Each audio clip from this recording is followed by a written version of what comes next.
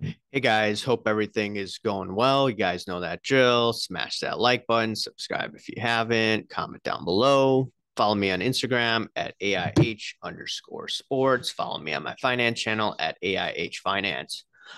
All right, so I wanted to touch base on the topic of, in quotes, questioning the watchdogs. I was watching because I'm Carlos' video about how he doesn't really agree with not the tactics, or just the way that some of the so-called hobby watchdogs act. And just for me, I don't consider myself a watchdog. I consider this channel more to be a blog, but sometimes people categorize me in the hobby watchdog camp. And a lot that I use, in my blog, right, is behavioral analysis. And if I do get the quote unquote receipts, then I share that, with the Staingate situation, right? And many other videos as well. But then half the time it's behavioral analysis. And I think that he was like pushing back on Hobby Watchdog. Let's take a listen at this, and I'll give my thoughts on this. My opinion is that I don't think anybody expects it to be like journalistic integrity quality. I don't think you expect it to cite the sources quite to that same degree or whatever. It would be preferable. We would like it, but it would be nice if there was like minimal diligence, because there's a lot of stuff that's just thrown out there. It's like, oh well, I hear or I think, or one guy told me one time on an Instagram chat. It's like that's kind of a low bar to go then run with it. Is that I think that's been the bigger problem is that a lot of times it's like, well, I don't have any evidence for anything I just said, but people told me. And I was like, that's not good. A lot of it too stems off of stuff that, like, just we'll just throw an example. Some random tweet or Joe Blow sends in an email or something like that. All right. So this is Bobbles and Ball Card. And I did share one of his videos the other day, or I did give a shout out to that. So here's the thing. In our society, we have a lot of hanky panky that goes down, right? And I don't get too much in the politics of it, but what I have observed, and I'll respond to what they're saying, what I've observed is that the establishment comes out with a talking point, the mainstream media, and they run with it. The establishment runs with it. And if you question it, you are considered a conspiracy theorist. I've had messages, like one of them was a lawyer who watches my channel. He says, like, hey, look, I agree with you 70% of the time, but when you get into these conspiracy theories, that's where I question what you have to say. I've dealt with people calling me a tinfoil hat for about over a decade. And eventually, what I say tends to turn out correct. And I don't have the so called quote unquote receipts. As I told you during the pandemic, my sister in law, we got into arguments. She's a physician. And she told my wife that I'm a conspiracy theorist, right? Because I didn't believe the official narrative, right? And when you had the backyard bros situation, right, the same type of talk was going on. So in my videos, once again, I ask questions.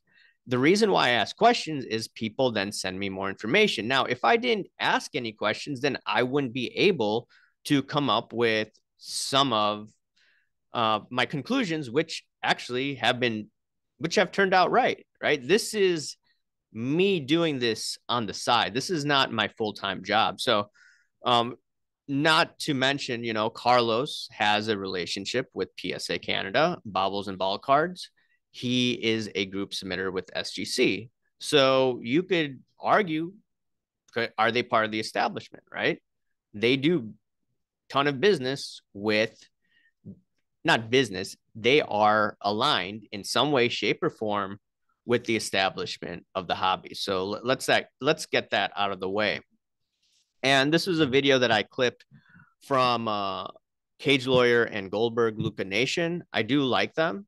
But here's what Cage Lawyer had to say, that this was regarding the Panini backyard break situation. People have different views on cards as an asset class, you name it. And now I think it's was the election stolen or not? I mean, were the ballot boxes? I mean, no. Is it okay to clean the cards or not? No. Is backyard getting rigged cases or not? Right. In terms of the rigged cases, it was proven by Sports Card Radio that there's a sequencing code. And with that sequencing code, you could figure out whether there's a hit or not. That has been established. So a lot of people at that time, once again, I'll remind you, I do this on the side as a blog, right? I'm not like card porn calling myself a watchdog.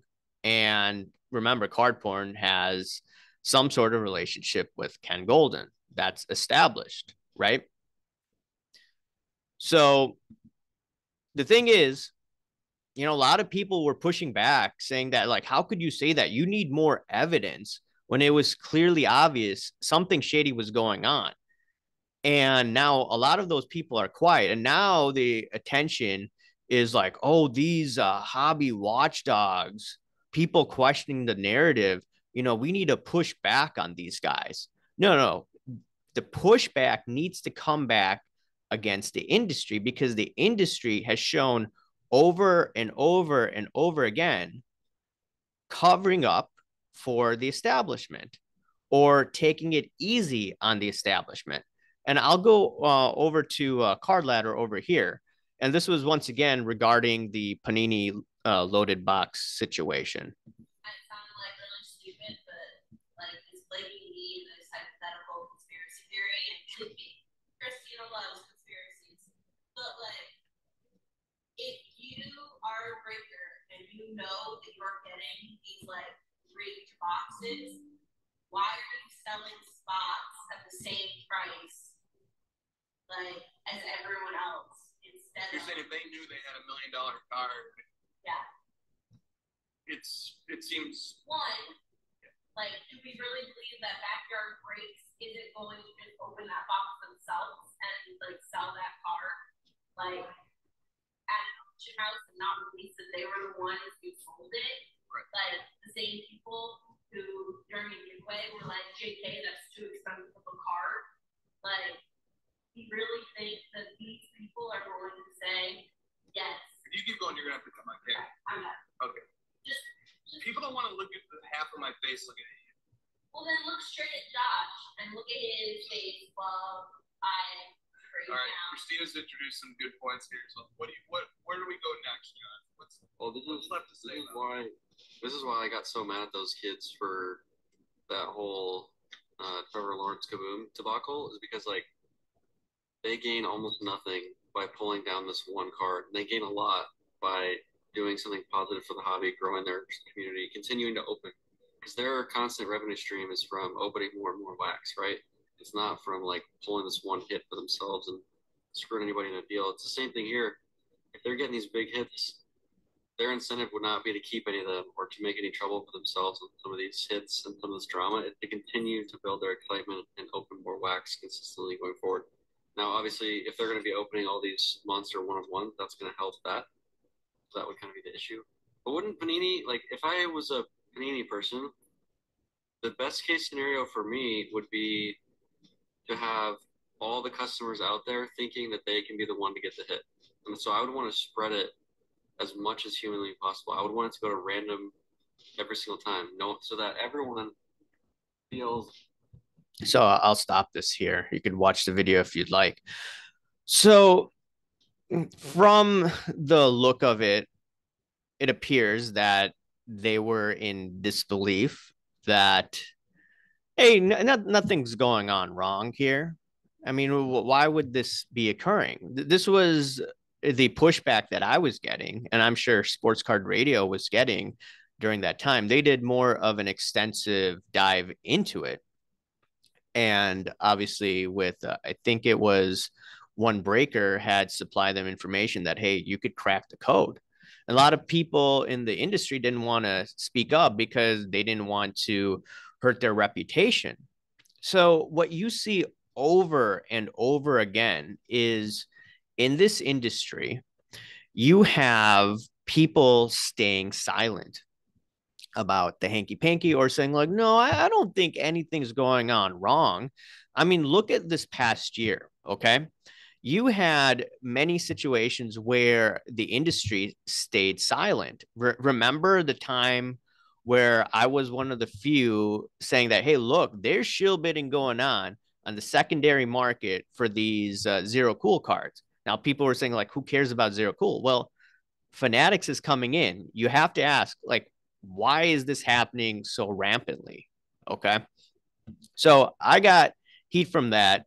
I think it was Carlos was actually, indirectly going after me. I think these are on Dakota's live streams. I think some of them were deleted. And the other thing is when I was detecting all this stuff about Curator, that's when Carlos started to come after me. And he questioned like, how could you say this about Great Curator? We need more proof. We need more evidence. And if you go back to other videos this year, Carlos was saying that, hey, look, you could easily make the argument about like Curator pumping, when he was with Daps and Murley and some other dude with that card out there. So the thing that I have noticed in sports cards and also outside of the hobby is when you have high IQ people, they tend to believe the narrative more than some individual that may have a lower IQ, right? And this is how during the pandemic, I don't want to get too much into politics, the grifters in society were able to get away with the hanky panky. I'll just say it like that. And I argue a lot with the valedictorian of the high school that I went to. And it's the same pattern that I've noticed once again outside of sports cards and in sports cards. It's like, we need proof, we need more evidence. And what I would describe this as that there are a lot of naive people that are in the suburbs that believe the establishment that may not understand good versus evil to the extent that maybe someone in a small town may, or someone that grows up in the inner city. Now, I grew up in the suburbs, but I figured this out way before, all these guys in the suburbs are in the hobby. So I think that's why the channels that are labeled as the watchdog, yeah, I'm not talking about card porn, they get pushback because they ask questions that the establishment of the hobby doesn't act. And the establishment of the hobby doesn't talk about these issues because it's bad for their bottom line.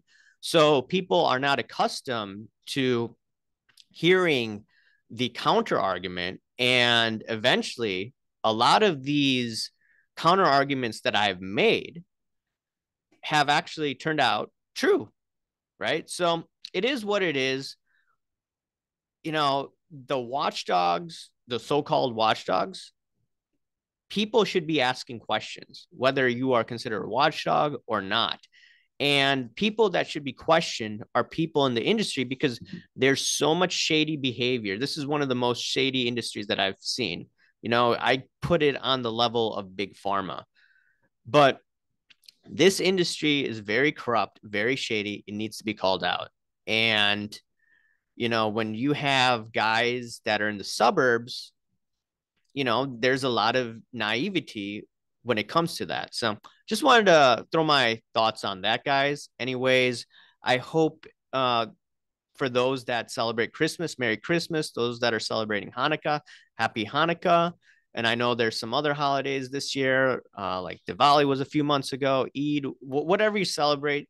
Just wanted to say happy holidays, Merry Christmas, and I hope you have a great rest of the year. And I'm looking forward to the next year, guys. Anyways, remember to smash that like button, subscribe if you haven't, and comment down below, guys. Thank you.